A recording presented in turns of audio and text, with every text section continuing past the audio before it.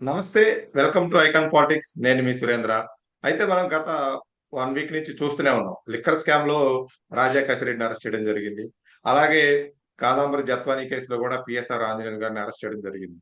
అయితే కాదంబరి జత్వానీ కేసులో ఇంకొక ఇద్దరు పోలీసులకు కూడా సీఐడీ నోటీసులు ఇవ్వడం జరిగింది. ఏ క్షణమైనా అరెస్ట్ జరగొచ్చు అనే మాట వినబడుతుంది.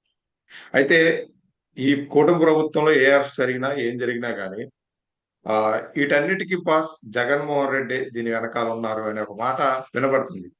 ఇదే విషయమై సోషల్ మీడియాలో గాని, మెయిన్ స్ట్రీమ్ మీడియాలో గాని కొన్ని మీడియాలో సర్క్యులేట్ అవుతుంది. అయితే జగన్ అరెస్ట్ అనేది కొత్తేం కాదు జగన్‌కి. ఇప్పుడు జగన్‌ని అరెస్ట్ చేయడానికి కూటమి ప్రభుత్వం భయపడుతుందా? లేదా జగన్‌ని అరెస్ట్ చేస్తారని జగన్ భయపడుతున్నాడా? ఇదే విషయమై మనతో మాట్లాడడానికి సీనియర్ జర్నలిస్ట్ ఇమ్మంది రామారావు గారున్నారు. నమస్తే సార్. నమస్తే బాబు. సార్, ఈ 2 కేసుల్లో కూడా మెయిన్ స్ట్రీమ్ గాని, యూట్యూబ్ ఛానెల్స్ గాని, సోషల్ మీడియాలో గాని జగన్మోహన్ రెడ్డి అరెస్ట్ చేస్తారనే ఒక మాట వినబడుతుంది. కొన్ని మీడియాలో ఇంకొక ముందడుగేసి ఆల్రెడీ అమిత్ షాతో మాట్లాడారు, అరెస్ట్ చేస్తారనే ఒక మాట వినబడుతుంది. అయితే జగన్‌కి అరెస్ట్ ఏం కొత్త కాదు సార్. ఇది మనందరికి తెలిసిన విషయం. గతంలో ఆయన కొన్ని నెలలు జైల్‌లో ఉన్నారు. తర్వాత బయటకొచ్చారు. పాదయాత్ర చేశారు. సీఎం అవ్వడం జరిగింది. ఆయన ఇప్పటికి వాళ్ళ కార్యకర్తలు గాని, నాయకులు గాని జగన్ అరెస్ట్ విషయంలో ఏం భయపడరు అనే ఒక మాట వినపడుతుంది. ఏ విధంగా చూడాలి సార్ మనం? జగన్ అరెస్ట్ చేస్తే కూటమి ప్రభుత్వానికి వచ్చే ప్లస్ ఏంటి? మైనస్ ఏంటి? జగన్మోహన్ రెడ్డి గారికి వచ్చే ప్లస్ ఏంటి? మైనస్ ఏంటి సార్? అంటే వీరు కేవలం పక్కా రాజకీయ లబ్ధి కోసమే ఆలోచిస్తున్నారండి. జగన్ అరెస్ట్ చేసి నడిస్తే జగన్ మళ్ళీ వచ్చేస్తాడండి. మన తాలూకు జనం సైకాలజీ ఎలాంటిదంటే చంద్రబాబు నాయుడికి అంతవరకు లేనటువంటి ఇమేజ్ ఓవర్ నైట్ పెరిగిపోయిందండి అరెస్ట్ చేయగానే. ఆయన వేడి నీళ్ళు లేవంట, దోమలు కుట్టేస్తున్నాయంట, ఏసీ లేదంట, ఇన్ని సంవత్సరాలు ముఖ్యమంత్రి, ప్రజలందరినీ బాగు చేశాడు, ఆయన లేకపోతే హైదరాబాద్ ఎక్కుంది, ఆయన లేకపోతే ప్రపంచ దేశాల్లో ఉన్నటువంటి సాఫ్ట్వేర్ ఉద్యోగస్తులు అందరూ ఎక్కడున్నారని ఓవర్ నైట్ ఇమేజ్ పెరిగిపోయింది. ఇప్పుడు జగన్మోహన్ రెడ్డి లేని ఇమేజ్ని బలవంతంగా రుద్దడానికి ప్రయత్నం చేస్తున్నాడు. ఆ విషయంలో మాత్రం ధైర్యం చేసి సాహసించని చెప్పాడు. ఒక అబద్ధాన్ని అంత గట్టిగా చెప్పడం కూడా పెద్ద సాహసమే జగన్మోహన్ రెడ్డికి. కానీ ఆయన వెనక ఆయన చెప్పినట్టు చేసేవారు కూడా చాలా బాగా చేస్తున్నారు. ఏ స్థాయిలో చేస్తున్నారంటే ఆఫ్టర్ ఆల్ ఒక Roja, sorry to say like that, after all రాజకీయంగా ఆవిడకి ఓనామాలు తెలియవు. ఆవిడ రాజకీయంలో ఘనాపాటీలు అనదగ్గ వ్యక్తుల్ని ఆడంగి వెధవలు అంటుందా? అంటే వీళ్ళందరూ చూస్తూ ఉంటారా? ఆవిడ మీద యాక్షన్ ఏమీ ఉండదా?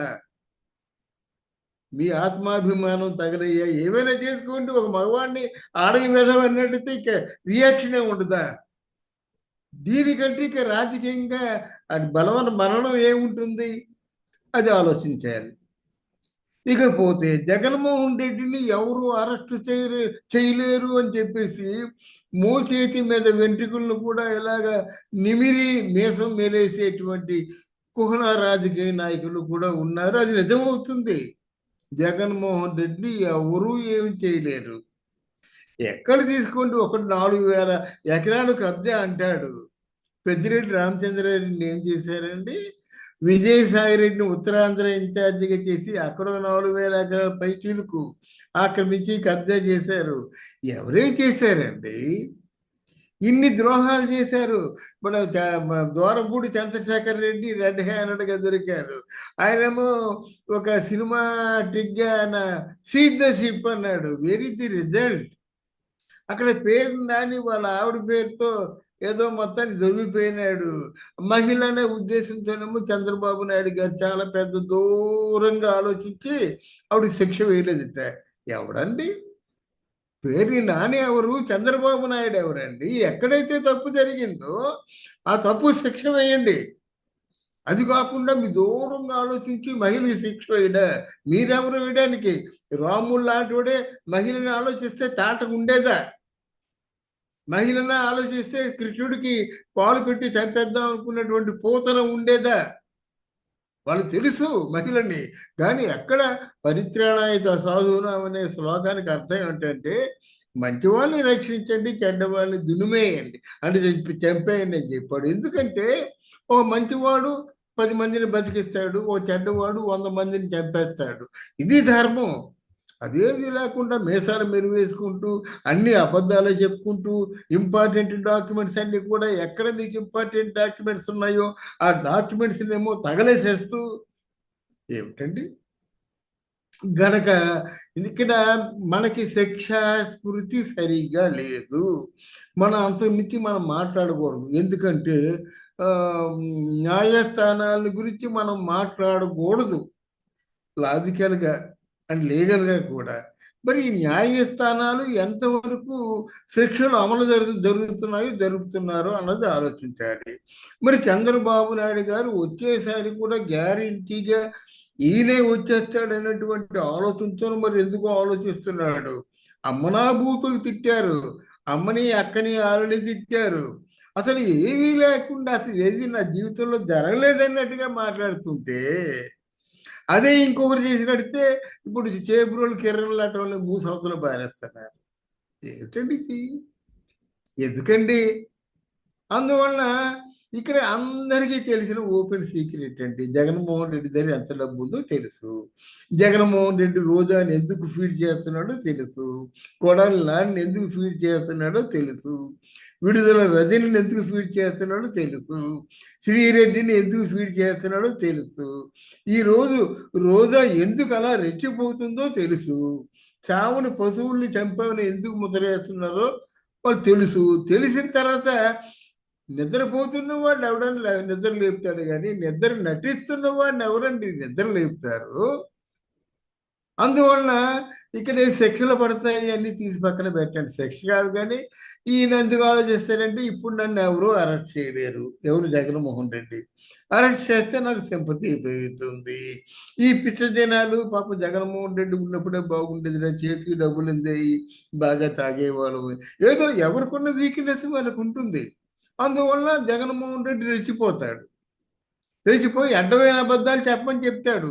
జనంలో ఒక వీక్నెస్ ఉంటుందండి. ఒకదాన్ని బ్రాహ్మణుడు నల్లమేఘలాగా ఒక మాట, ఒక అబద్ధాన్ని 4 సార్లు 10 సార్లు చెప్పినప్పుడు అది నిజమైన నమ్మిక కలుగుతుంది వాళ్ళకి. అలా కాబట్టే 151 సీటుతో జగన్మోహన్ రెడ్డి గెలవగలిగాడు అన్నమాట. ఇక్కడ యాక్సెస్ ప్రాపర్గా లేదు. జత్వాని గురించి ఆంజనేయుడి గురించి తెలియదు ఎవరు చెప్పండి? జత్వాని గురించి మన జగన్మోహన్ రెడ్డి గారి గురించి తెలియదు ఎవరికి చెప్పండి? జత్వానిని కొడాలి నాని ఎలా ఉపయోగించుకున్నాడో తెలియదు ఎవరికి చెప్పండి?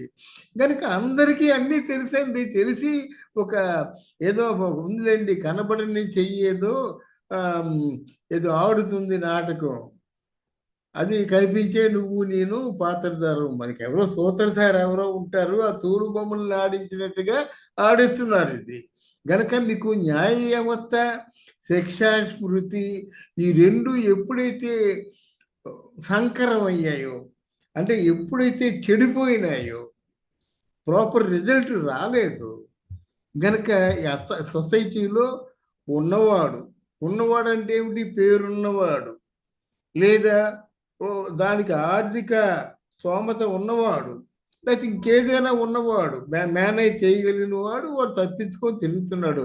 అలా తప్పించుకొని తిరుగుతున్నారు కాబట్టి నేరుగా పోలీస్ స్టేషన్కి తలకాయ తీసుకెళ్ళి వీడిని చంపానంటున్నాడు, బయటకు వచ్చేస్తున్నాడు.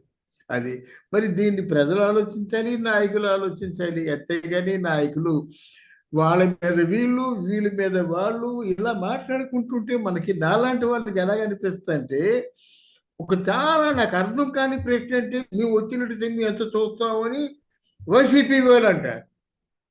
నా చేతిలో రెడ్ బుక్ ఉందని ఈయన అంటాడు. మధ్యలో కేఏపాలేమో నా చేతిలో కూడా బైబిల్ ఉందని ఆయన అంటాడు. ఏమిటి ఎంతనా? మీ చేతుల్లో ఉన్న పుస్తకాలు మీరు రాసుకున్న మనుషుల గురించి మీరు మాట్లాడడానికి ఉన్నారు. మీరెవరండి? ప్రజలు అక్కడ చచ్చిపోతున్నారు. సంవత్సరానికి ఒక 3 లక్షల మంది ఇంజనీర్స్ రోడ్డును పడుతున్నారు.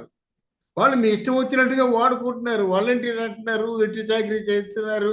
చివరికి డబ్బులు లేక పనికి ఆహార పథకానికి కూడా వెళ్ళిపోయిన పరిస్థితి, దౌర్భాగ్య పరిస్థితి ఈరోజు ఆంధ్రదేశంలో వచ్చింది. దాని గురించి ఎవరు ఆలోచించరే? మీ లిస్ట్ అంతా ఇక్కడ ఉంది వీళ్ళంటారు. రోజా కూడా అంటుందన్నమాట, ఎవరిని విడిచిపెట్టను, వదిలిపెట్టను. అంబటి రాంబాబు అంటున్నాడు ఎవరిని విడిచిపెట్టను, విడుదల రజని అంటుంది ఇంతకు 10 చేస్తానంటే మీ వ్యక్తిగతమైనటువంటి స్వార్థపూరితమైన కక్షల కోసం మీరు ప్రజలను వాడుకుంటారా?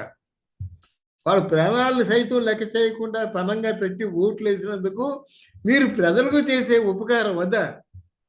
ఆలోచించండి. మీరు అడిగే ప్రశ్న ఇంత గడుపు పండింది మాట. వాళ్ళు శిక్షలు పడతాయంటే పడవండి. శిక్షాస్ఫూర్తి ఉంటే ఎవడండి నేరం చేస్తాడు? ఎవరు నేరం చేస్తారండి? ఎవరైతే దొంగతనం చేశారో, ఎవరైతే రాబరీ చేశారో, ఆ రాబరీ చేసిన 2 చేతులు చేసినట్టయితే ఇంకొకటి రాబరీ చేస్తారండి? తెలుసు, మీకు ఏం చేయాలో తెలుసు, కానీ చేయరు. ఎందుకంటే ఉన్నవాడు సంపన్నుడు 10 కోట్లు ఖర్చు పెడతాడు, ఇంకేదో ఖర్చు పెడతాడు, లేదా 100 కోట్లు ఖర్చు పెడతాడు, లేదా 100 ఎకరాలు ఇస్తాడంటే ఆటోమేటిక్గా అన్నీ కూడా మాఫీ అయిపోతాయి. ముందు ఈ స్థితి మారాలని నేను అంటానమాట. ప్రజల్లో మార్పు రావాలి, రాజకీయ నాయకుల్లో మార్పు రావాలి. కేవలం మీ వ్యక్తిగతమైనటువంటి బలాబలాలు తేల్చుకోవడానిక మీరు ప్రజల తాలూకు ప్రాణాల్ని పణంగా పెట్టి మీరు వాళ్ళ ప్రజా జీవితంతో మీరు ఆడుకుంటున్నారు. అది మర్చిపోకూడదు. ఇంతమంది తప్పులు చేశారండి, శిక్షలు వేయండి. అది జీవితం వచ్చి 1 సంవత్సరం అయిపోయింది, శిక్షలు వేయడం పూర్తి కాలేదు. మరి మీకు ఇచ్చిన సూపర్ 6 తాలూకా ఆ మేనిఫెస్టోలో ఉన్నట్టు పరిశ్రమలు ఎప్పుడు వస్తాయి? నిరుద్యోగ సమస్య నిన్నగాక మొన్న ఇంకా అనౌన్స్ చేయలేదా? చేసేలా కనిపిస్తుంది. మరి జనాలకు అందాలి కదా, ఉద్యోగాలు రావాలి, పరిశ్రమలు రావాలి, పెట్టుబడులు రావాలి. ఆర్థికంగా నష్టపోయింది. స్వతంత్రం వచ్చి 75 సంవత్సరాలు అయినప్పుడు కూడా ఇంకా కూడా రోడ్డు మొంగతో ఉన్నటువంటి పల్లెటూర్లు ఉన్నాయి, ఇంకా విద్యుత్ లేని పల్లెటూర్లు ఉన్నాయి, ఇంకా వైద్య సదుపాయం లేని పల్లెటూర్లు ఉన్నాయి. అంటే ఇంత వెనుకబడి ఉన్న తర్వాత మీరు ఎంతసేపు మీరు ఎక్కడో హైదరాబాద్లో కొన్నాళ్ళు కూర్చున్నారు, ఇప్పుడు అమరావతిలో కూర్చుంటున్నారు, అంతకుముందు 5 సంవత్సరాలు తాడేపల్లిలో కూర్చున్నారు. ఇలాగ ఒక స్టాగ్నెట్గా ఒక చోట కూర్చొని మంచి రోజు ఈరోజు అమరావతిలో ఏదో మళ్ళీ రాజధాని ఆవిర్భావ దినోత్సవం ఏదో చేస్తున్నారన్నమాట. మరి ఈ ఆవిర్భావ దినోత్సవాలు ఎన్నిసార్లు జరుగుతాయో మనకు తెలీదు. ఎందుకు అప్పుడు నేనే రాశాను వార్తలో, చిటికెడు ఏంటంటే ఇసుకన ఓ చెంచాడు సిమెంటును మరచెంపుతో నీళ్లు తీసుకొచ్చాడు ముడి అని. అంతే. అంటే మరచెంపుతో నీళ్లును చిటికెడు ఒక ఇసుకను చెంచాడు సిమెంట్ సరిపోద్దండి? మళ్ళీ ఇప్పుడేమి ఇస్తాడో తెలియదు. అది కాదు కావాల్సింది. మన ఆంధ్రప్రదేశ్ ఏ విధంగా తలాముండం వేరైపోయింది, అర్ధాంతరంగా వచ్చేశారు. ఈ 5 సంవత్సరాల్లో కూడా పూర్తిగా అమరావతి శిథిలం అయిపోయింది. ఎలాగా టు డెవలప్ మీ తాలూకు వ్యూహ రచన ఏమిటి? ప్రజా జీవితాన్ని మెరుగుపరచడానికి అవుతుంది. ఏదో గోల్డెన్ ఎరా వచ్చేస్తుంది అనుకో. మీరు అనుకున్న గోల్డెన్ ఎరా రావాలంటే చంద్రబాబు నాయుడు లెక్కేసినట్టు 47 రావాలి. దానికి మీరు బాటలు వేయగలుగుతారన్నమాట. ఆ బాటలు కూడా వేయకుండా ఎప్పుడు ఊరిక ఎలక మీద పిల్లి మీద ఎలక మేము మీ అంత చూస్తాం, మేము మీ అంత చూస్తాం ఉన్నట్టయితే ప్రజలు విర్రాల. అందువల్ల ఇది ఆలోచించుకోవాలి, రాజకీయ నాయకులు కూడా ఆలోచించుకోవాలి. ఇక మనుషుల మీద వ్యక్తిగతమైన స్వార్థంతో వార్నింగ్లు ఇచ్చుకునేటువంటి కుసంస్కారం పోవాలి.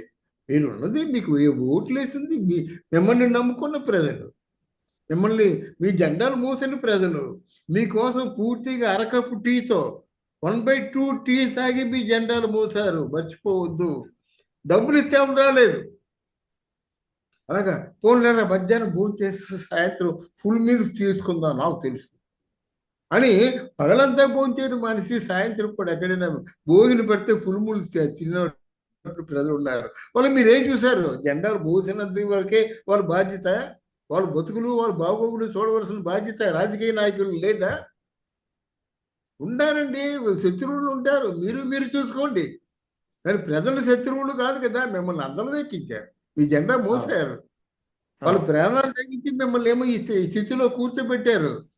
అందువల్ల అది లేకుండా కేవలం వాడి శిక్ష పడదు, వీడి శిక్ష పడదు అని వీలే అంటారు. వాడంతా చూసేస్తాను, ఉక్కు పాదం మోపేస్తానని వీలే అంటారు. ఈ మాటలు ఎందుకు, దారి విడుచుకోవడం ఎందుకండి? లేస్తే మనిషిని కాదంటాడు, అది ఎప్పటి నుంచో అంటారు లేస్తే మనిషిని కాదని. ఈ లేవుడు అక్కడ మనిషి కాకుండా పోతాడు, పార్టీలు మారిపోతాయి.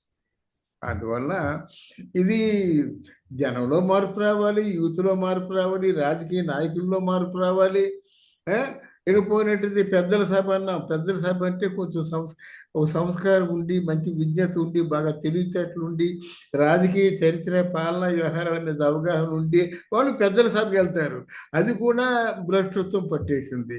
ఆ పెద్దల సభ చిన్నపిల్లల సభ కంటే అధ్వానంగా తయారైంది. అక్కడ ఎవరో పాన్ పరాకులు ఎవరో నమ్ముతూ పూర్తిగా చాలా అంటే ఘోరాతి ఘోరంగా మాట మోస్ట్ అన్పార్లమెంటరీ లాంగ్వేజ్ వాడుకుంటూ ఇలాగా రోజు రోజుకి దిగజారిపోతుంటే ఈ జరుగుతుందని అనుకోగలం మనం. విడిపోయారు, మీడియా కూడా విడిపోయారు. అసలు మీ పార్టీ ఎందుకండి? మీడియా వాడి పార్టీ ఎందుకండి? నాకు చంద్రబాబు నాయుడు ఏమైతే నాకేం కావాలి, పవన్ కళ్యాణ్ ఏమైతే నాకేం కావాలి, జగన్మోహన్ ఏమైతే నాకేం కావాలి? అంటే ఏ జర్నలిస్ట్కి అవసరం లేదు. మంచి చేస్తే గుడ్ లక్, 300 చెప్పులు తీసారా ఓకే, అయితే రోడ్డు వేయించావు ఓకే, మిగతా రోడ్లు చూడు.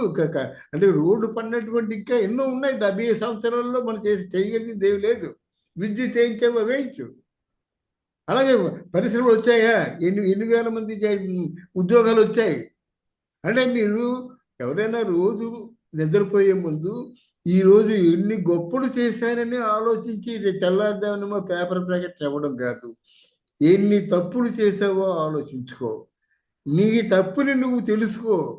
నీ తప్పును నువ్వు తీర్చిదిద్దుకుంటేనే సరైన రాజకీయ నాయకుడు. గొప్పలు అందరూ చెప్తారు. అందుకే రాజకీయ నాయకుడు మాట్లాడితే ఎవడైనా వింటాడా? వాళ్ళు గొప్పలు వాళ్ళు చెప్పుకుంటారు. అది కాదు కదా. ఇక నేను చేయలేకపోయింది, నేను చేయాలి అని చెప్పానండి, సంతోషిస్తాం. అందువలన ఈ జగన్మోహన్ రెడ్డి శిక్ష పడదు. ఎందుకంటే ఆయనకి ఎక్కడ చెప్పుతో వచ్చేస్తుందేమో భయం. మిగతా వాళ్ళు కూడా దానికి బ్యాక్గ్రౌండ్ లేని వాళ్ళేమో పెట్టరు. ఇప్పుడు బోరుగడ్డ నీళ్ళు ఇట్లాంటి వాళ్ళు పెడతారు. రోజాని అరెస్ట్ చేయమని చెప్పండి, విడుదల రజని అరెస్ట్ చేయమని చెప్పండి, అంబటి రాంబాబుని అరెస్ట్ చేయమని చెప్పండి, కొడాలి నాన్ని అరెస్ట్ చేయమని చెప్పండి, వీడి చిత్తశుద్ధిని ఒకసారి మీరు ఓడిపోతూ వచ్చిన నష్టం ఏంటి? జలగ వెంగళరావు గురించి ఇప్పుడు చెప్పుకుంటామండి.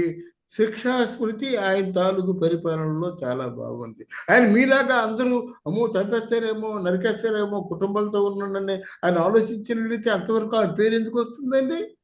లాల్ బహదూర్ శాస్త్రి ఉన్నారండి, రామకృష్ణ శాస్త్రానికి వెళ్ళాడండి. అమ్మో నేను ఏమవుతాను అనుకుంటే జైకి ఇస్తానంటే లాల్ బహదూర్ శాస్త్రి జ్ఞాపకం వస్తారు, ఎవరు జ్ఞాపకం రారు కదా. అలాగే హోమ్ మినిస్టర్లో సర్దార్ వల్లభాయ్ పటేల్, ఆయన లేకపోతే చైనా వారు ఎలాగైపోతుంది? ఆపలేరు కదా, మొత్తం అంతా కాశ్మీర్ కొల్లగొట్టుకొని తీసుకుపోయేవారు కదా. అలా నిలబడండి మీరు. ఎవరికి కావాలి? ఓ పటేల్, ఓ సుభాష్ చంద్రబోసు, ఆ 1 మ్యాన్ ఆర్మీ కాకపోయినట్టయితే మళ్ళీ ముందుకు ఉరికేదా? ఎవడో ఒకడు అడుగు వేయాలి, అడుగు వేసి పోరాటం చేయాలన్నమాట.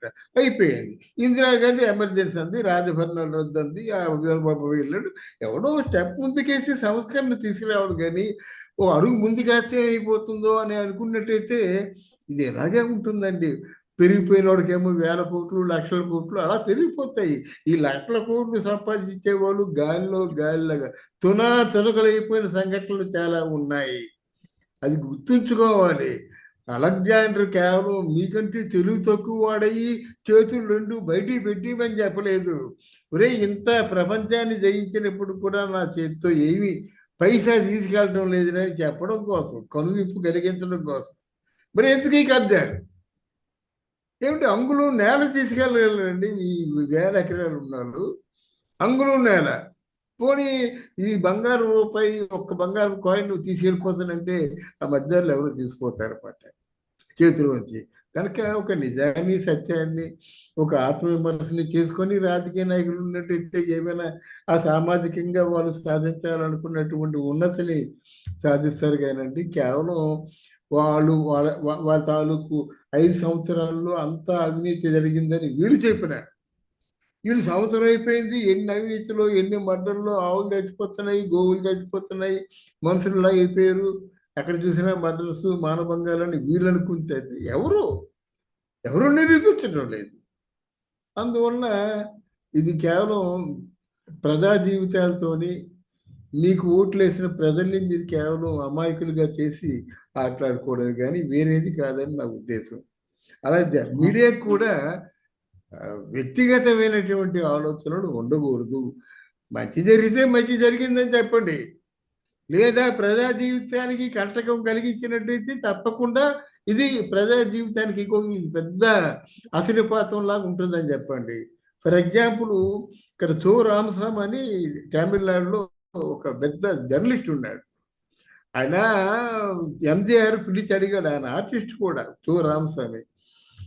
ఏంటి చో గారు, మీరు వాళ్ళు డిఎంకే వాళ్ళు పార్టీలో ఉన్నప్పుడేమో మీరంతా వ్యతిరేకంగా ప్రతిరోజు తిడుతూ రాశారు, మేము పదవిలోకి వచ్చాము మీరు మమ్మల్ని తిడుతున్నారంటే నా పనే అదండి. ఎవరైతే పదవిలో ఉన్నారో వాళ్ళు చేస్తున్న తప్పుడు చూపించడం నా పని. ఇప్పుడు మీరు మళ్ళీ ప్రతిపక్షంలోకి వెళ్ళండి, అయితే మిమ్మల్ని సపోర్ట్ చేస్తాను. నువ్వు ఈ పనులు జరగటం లేదు కదా, ఇక్కడే కుట్టుపడింది కదా ప్రజా జీవితం అంటే. అంతేగాని మీ అధికారంలోకి వచ్చిన తర్వాత మిమ్మల్ని వత్తాసు పలకడం, మీకేమో నేనేమో జెండా ఎగిరేయడం ఇట్లాంటివి చేసినట్టయితే నేనేం జర్నలిస్ట్ అండి. చో రామస్వామి అంటే చో రామస్వామి చచ్చిపోయినప్పుడు అలాగే ఉన్నాడు ఆయన. అలాగుండాలి కానీ కేవలం ఏదో కొంతమంది ఇది కానీ జరగకపోతే నేను చచ్చిపోతానంటే ఒకడు, ఇంకోటి నా తద్దుని పెట్టాను అంటే ఒకడు, ఇంకోడేమో సరిగ్గా 11వ రోజు మా ఇంటికి భోజనానికి వచ్చేయని అంటాడు.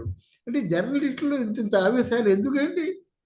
ఎవడో వాడు గెలవలేదని మీరు చచ్చిపోవడం ఎందుకు? మీటికి తజ్జనానికి వచ్చేది మేము, మాకేం పని లేదా? అందువల్ల ఆ రోజులు రావాలని కోరుకుందాం. అదే సార్, మీరు చెప్పినట్టు జగన్మోహన్ రెడ్డిని, అంటే ఇప్పుడు జగన్మోహన్ రెడ్డి అరెస్ట్ చేసినా అరెస్ట్ చేయకుండా జగన్మోహన్ రెడ్డికి ప్లస్ లెక్క కనబడుతుంది. అంటే అరెస్ట్ చేస్తే ఏమన్నా ఆ సింపతితో మళ్ళీ గెలవచ్చేవారు నాకు అనుమానం. అరెస్ట్ చేయకపోతే జగన్మోహన్ రెడ్డి బయట ఉంటే ఆయన ఇప్పుడు ఆల్రెడీ స్టార్ట్ చేశారు వాళ్ళు సోషల్ మీడియాలో బయటకు వచ్చి మాట్లాడారు, కానీ ఇవన్నీ జరుగుతాయి. చంద్రబాబు నాయుడు తాలూకు ఉద్దేశం ఏంటంటే అన్ని ఆల్ కార్నర్లోంచి ఇరికించేసి ఈ జగన్మోహన్ రెడ్డి గారు ఏ మేరకు కేంద్ర బిందువుగా ఉన్నాడో అన్నది ఎస్టాబ్లిష్ చేసేస్తాడండి. చేసిన తర్వాత ఏంటంటే జనం చేత చీకుట్టిస్తాడు, కానీ ఆయన చక్కగా పండితే మాట అంటండి. ఏదైనా ఒకవేళ జగన్మోహన్ రెడ్డి మీద తిరుగుబాటు చేయాలంటే పవన్ కళ్యాణ్కి అవసరం, తిరుగుబాటు చేస్తాడు. ఇంకో సంవత్సరం పోయిన తర్వాత పవన్ కళ్యాణ్ చంద్రబాబు నాయుడు విడిపోతారు, తప్పదు. పవన్ కళ్యాణ్ ఇక్కడ మన బీజేపీ పార్టీ వాళ్ళకు ఉన్నటువంటి ఒక దాన్ని ఏమంటారు, దిక్సూచి ఎవరైనా ఉన్నారంటే పవన్ కళ్యాణ్. సో పవన్ కళ్యాణ్ డెఫినెట్గా వీరికి ఎగ్నెస్ట్గా ఉండాలి తెలుగుదేశం పార్టీకి. ఒకవేళ ఏమైనా బేరసారాలు, మీరు బాగా అర్థం చేసుకోండి, వాళ్ళిద్దరి మధ్య బేరసారాలు బాగా కుదిరినట్టయితే ఇంకొక 5 years వాళ్ళిద్దరు కలిసి కూటమి ప్రభుత్వంలోనే ఉంటారన్నమాట. తర్వాతనే మీరు మానుకోవాల్సిందే కదా. దానికి ఒక మంచి అండర్స్టాండింగ్తోని లోకేష్ ఏమంటున్నాడు, మళ్ళీ మా పవన్ అన్నయ్య ముఖ్యమంత్రి అవుతాడని లోకేష్ అంటున్నాడు, మళ్ళీ చంద్రబాబు నాయుడే ముఖ్యమంత్రి అని పవన్ అంటున్నాడు. సో వాళ్ళ మధ్య ఉన్నటువంటి చక్కని అవగాహన వాళ్ళకు ఉంది. మనం ఎందుకు అనవసరంగా కంగారు పడడం? కానీ వాళ్ళ మధ్య మంచి అవగాహన ఉంది. ఫక్తు రాజకీయాన్నే ప్లే చేస్తున్నారు. నేను కోరుకున్నది ఏంటంటే రాజకీయం పక్కన పెట్టండి, ప్రజా జీవితాన్ని ఎంతవరకు మెరుగుపరుస్తున్నారు. ఇప్పుడు భోగాపురంలో ఇంటర్నేషనల్ ఎయిర్పోర్ట్ పెడుతున్నారు, గుడ్. అనకాపల్లిలో స్టీల్ ప్లాంట్ పెడుతున్నారు, గుడ్. అలాగే పోలవరం ఒకటి పూర్తయ్యే అవకాశాలు కంటే గుడ్. అలాగే మచిలీపట్నంలో ఇండస్ట్రీ ఏదో పెడుతున్నారు, ఆయిల్ రిఫైనరీ ప్రాజెక్ట్ ఏదో, ఇట్లాంటివి. అలాగే తిరుపతి రాయలసీమలో కూడా ఏదో 10 మందికి పనికొచ్చే పరిశ్రమలు, ముఖ్యంగా యూత్కి మళ్ళీ ఆశ కల్పించే పరిశ్రమలు. ఎందుకంటే ఎప్పటికైనా సమాజాన్ని మార్చేది యూత్, ఇది చాలా కఠిన సత్యం. ఎందుకంటే యూత్ ఒకడు బాగున్నట్టయితే 100 మందిని లాక్కుపోతాడు. ఇప్పుడు యూత్లో కూడా చాలా మంచి ఆలోచనలు వచ్చాయండి. ఒక్క సాఫ్ట్వేర్ ఉద్యోగం ఉన్నట్టయితే వాడి తాలూకు ఫ్రెండ్స్ సర్కిల్ మొత్తం పిలిచేస్తాడు అంతే. వాళ్ళకి అదే పని మాట. అంటే ఒకరికొకరు సహాయం చేసుకునే గుణం, ఒక స్నేహభావంతో ఉండే గుణం, మనం బయటికి వెళ్ళినట్టు అందరూ ఒకటే కదా, అందరూ అన్నదమ్ముల్లా ఉండాలి కదా అనేటి భావాలతో ఉన్నవాళ్ళు యూతే మాట. కనుక ఈ సంకుచిత భావాలు కాకుండా సద్భావంతో ఉన్నవాళ్ళు, ఒక కుటుంబంలో ఉన్నటువంటి యూత్ ఇప్పుడు తయారైంది. దానికి ఎగ్జాంపుల్ ఏమిటి? ఎలక్షన్కి వచ్చిందంతా యూతే కదండి. విదేశాల నుంచి వచ్చిన వాడంతా యూతే కదా. అక్క సింగపూర్ నుంచి, జర్మనీ నుంచి, అమెరికా నుంచి, ఎక్కడి నుంచి చూసినా సరే, దుబాయ్ నుంచి వాళ్ళందరూ వచ్చారన్నమాట. ఎలాగైనా పవన్ కళ్యాణ్ని, చంద్రబాబు నాయుడిని గెలిపించాలి అని వచ్చారు, నిరూపించారన్నమాట. గనక ఏ యూత్ అయితే వీరి కూటమి ప్రభుత్వాన్ని ఏర్పాటు చేసేందుకు దోహదం చేసిందో, మళ్ళీ ఆ యూత్ని కొంతమందిని మాత్రం ప్రాణ ప్రతిష్ఠ చేసి వాళ్ళని కాపాడుకోగలిగినట్టయితే బాగుంటుంది. అది రాజకీయానికి అర్థం అదే. మీ డెవలప్మెంట్ లేకపోతే మాకెందుకండి, మాకు కావాల్సిందే ఉంది. అది అవును సార్. సరే సార్, చూద్దాం మరి భవిష్యత్తులో ఏం జరుగుతుంది ఏంటనేది ఆలోచిద్దాం sir. Thank you sir. Thank you.